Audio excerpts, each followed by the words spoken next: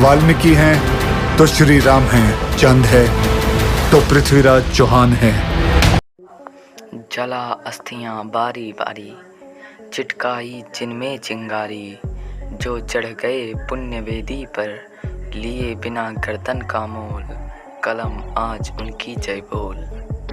पीकर जिनकी लाल सिखाएं, उगल रहीं 100 लपट दिशाएं, जिनके सिंह नाद से सहमी, धरती रही अभी तक डोल, कलम आज उनकी जय बोल। ये कविता है रामधारी सिंह दिनकर की, जिन्होंने इस कविता में जिक्र किया है त्याग, बलिदान, पौरुष और पराक्रम के रंगों का, जिन्हें मिलाकर अगर उसे गौरवशाली भारत भूमि पर उड़ेल दिया जाए तो उसकी आभा में सिर्फ एक परम प्रतापी छवि निकलकर सामने आएगी, और वो होगी सम्राट पृथ्वीराज चौहान की।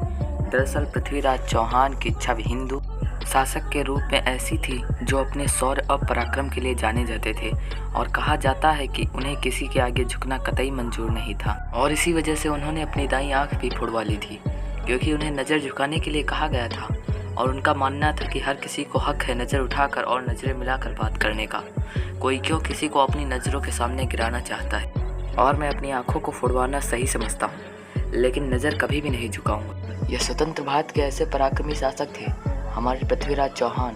हालांकि क्या आप जानते हैं पृथ्वीराज चौहान के बारे में कई कहानियां प्रचलित हैं, क्योंकि हम आपको पृथ्वीराज चौहान और मोहम्मद गौरी के बीच हुई एक ऐसी घटना के बारे में बताएंगे जिसमें आप जानेंगे कि दोस्त ही दोस्त का दुश्मन बन जाता है। तो वीडियो शुरू करते हैं और जानते हैं आज की हमारी इस इंटरेस्टिंग और अनोखी कहानी को।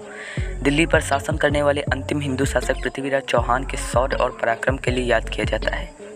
याद है कि अंतिम हिंदू राजा के रूप में प्रसिद्ध पृथ्वीराज 15 वर्ष की आयु में राज सिंहासन पर आरूढ़ हुए। पृथ्वीराज के 13 रानियां थी। 1192 ईस्वी में बसंत पंचमी के दिन ही पृथ्वीराज चौहान ने आंखें न होने के बावजूद अपने दुश्मन मोहम्मद गौरी को मौत के घाट उतार दिया था। पृथ्वीराज चौहान ने जिस तरह मोहम्मद गौरी का वध किया था वो वाकया भी बड़ा दिलचस्प और हैरत अंगेज है कि इतिहासकारों की माने तो पृथ्वीराज चौहान और मोहम्मद गौरी के बीच तराई मैदान में 2 बार युद्ध हुआ। पहले युद्ध में गौरी को मुँह की खानी पड़ी। कहते हैं पृथ्वीराज चौहान उदार हृदय वाले थे। उन्होंने युद्ध में शिकस्त देने के बावजूद गौरी को जिंदा छोड़ दिया, पर दूसरी बार तराइन के मैदान में जब युद्ध हुआ तब गौरी जीत गया और उसने पृथ्वीराज को नहीं छोड़ा। वो पृथ्वीराज चौहान को अपने साथ अफगानिस्तान ले गया और वहाँ उनकी आंखें फोड़ दी गईं। उसका प्रतिशोध यहीं शांत नहीं हुआ, उसने उन्हें जान से मारने की ठान ली।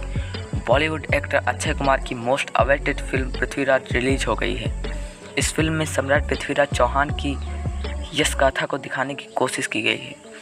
हम आपको फिल्म आने से पहले सम्राट पृथ्वीराज चौहान की वीरता की कहानियों के बारे में बताने जा रहे हैं। आपको जानकर हैरानी होगी, आँख नहीं होने के बावजूद भी सम्राट पृथ्वीराज चौहान ने मोहम्मद गौरी को मार गिराया। सम्राट पृथ्वीराज चौहान वंश के हिंदू क्षत्रिय राजा थे। उत्तर भारत में 12वीं सदी के उत्तरार्ध में उन्होंने अजमेर और दिल्ली पर राज किया। सम्राट पृथ्वीराज चौहान का जन्म साल 1166 में अजमेर के राजा सोमेश्वर को चौहान के घर में हुआ था। गुजरात में जन्मे सम्राट पृथ्वीराज चौहान बचपन से ही प्रतिभा वाले थे। दिल्ली के राजा अनंगपाल द्वितीय की इकलौती बेटी कपूरी देवी पृथ्वीराज चौहान की मां थी। पिता की मृत्यु के बाद 13 साल से ही उन्होंने अजमेर के राजगढ़ की गद्दी संभाल ली। बचपन में ही कुशल योद्धा रहे सम्राट पृथ्वीराज चौहान ने युद्ध के कई गुण सीखे थे। बाल्यकाल में उनके अंदर योद्धा बनने के सभी गुण आ गए थे। दिल्ली के शासक और पृथ्वीराज चौहान के दादा संगम ने पृथ्वीराज चौहान के साहस और बहादुरी की कहानियाँ सुनी तो बहुत प्रभावित हुए। इसके बाद उन्होंने पृथ्वीराज चौहान को दिल्ली के सिंहासन का उत्तराधिकारी बनाने का ऐलान कर दिया था। पृथ्वीराज की एक कहानी प्रचलित है, वो इतने शक्तिशाली थे कि एक बार बिना किसी हथियार के शेर को मार दिया था। दिल्ली राज सिंहासन की गद्दी संभालने के बाद पृथ्वीराज चौहान ने किला राय पिथौरा था। उन्होंने 13 साल की उम्र में गुजरात के पराक्रमी शासक भीमदेव को युद्ध में हरा दिया था। पृथ्वीराज चौहान 6 भाषाएं जानते थे, जिनमें संस्कृत, प्राकृत, मगधी, पे, साची, सौरसेनी और अपभ्रंश भाषा थी। वो मीमांसा, वेदांत, गणित, पुराण, इतिहास, सैन्य विज्ञान और चिकित्सा शास्त्र की पढ़ाई की। पृथ्वीराज चौहान की तरह ही उनकी सेना भी बलवान थी। इतिहासकारों के मुताबिक 300 हाथी तथा 3 लाख सैनिक पृथ्वीराज की सेना में शामिल थे। इनमें बड़ी संख्या में घुड़सवार भी शामिल थे।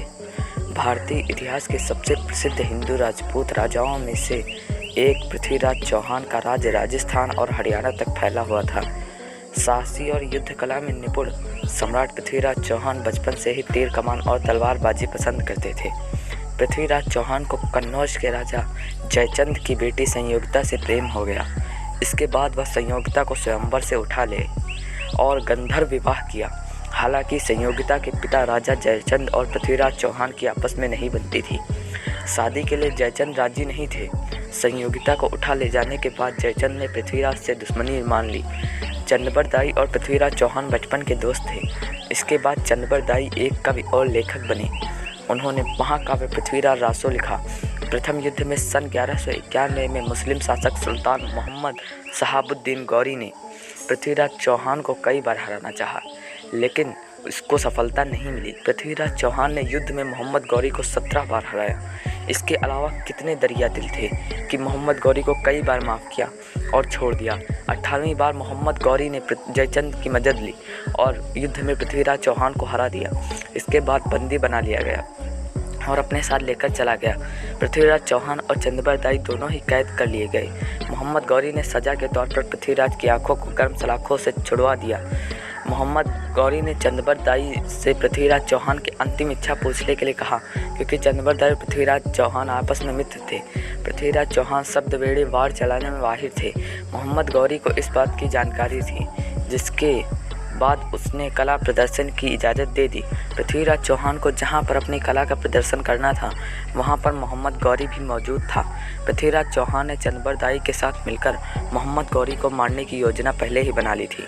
महफिल शुरू होने वाली थी, तभी चंद्रबरदाई ने एक दोहा कहा, 4 बांस 24 गज, अंगुल अष्टप्रमाणता ऊपर सुल्तान है, मत चूके चौहान। चंद्रबरदाई ने पृथ्वीराज चौहान को संकेत देने के लिए इस दोहे को पढ़ा। इस दोहे को सुनने के बाद मोहम्मद गौरी ने जैसे ही शाबाश बोला, वैसे ही अपनी आंखों को गंवा चुके पृथ्वीराज चौहान ने मोहम्मद गौरी को अपने शब्दवेदी बाण से मार दिया। हालांकि सबसे दुख की बात यह है कि इसके बाद पृथ्वीराज चौहान और चंद्रबरदाई ने दुर्गत से बचने के लिए एक दूसरे को मार दिया। ऐसे में पृथ्वीराज चौहान ने अपने अपमान का बदला ले लिया। पृथ्वीराज के मरने की खबर सुनने के बाद संयोगिता ने भी अपनी जान दे दी। वैसे दोस्तों, आप क्या कहना चाहेंगे? शौर्यवीर और पराक्रम से भरे पृथ्वीराज चौहान के बारे में, जो भारत की एक मिसाल बन चुके हैं। अगर आप इनके बारे में और जानना चाहते हैं तो कमेंट बॉक्स में लिख देना। तो मिलते हैं अगली वीडियो में, तब तक अपना ध्यान रखिए और हमारा इंतज़ार कीजिए। Bye bye.